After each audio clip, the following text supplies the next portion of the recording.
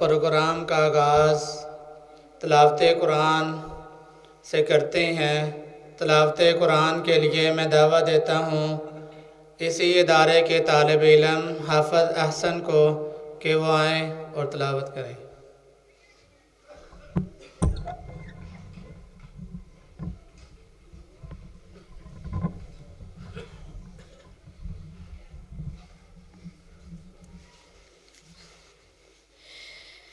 أعوذ بالله من الشيطان الرجيم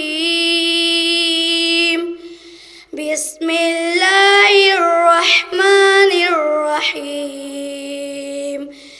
إنا نحن نزلنا عليك القرآن تنزيلا فاصبر لحكم ربك ولا تطع منهم آثما أو كفورا واذكر اسم ربك بكرة وأصيلا ومن الليل فاسجد له وسبحه ليلا طويلا إن هؤلاء يحبون العاجلة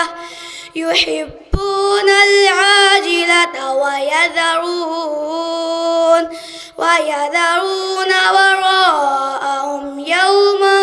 ثقيلا نحن خلقناهم وشددنا أسرهم وإذا شئنا بدلنا أمثالهم تبديلا إن هذه تذكرة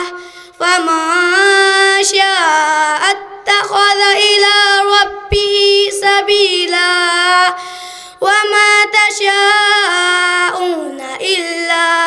أن يشاء الله إن الله كان عليما حكيما يدخل من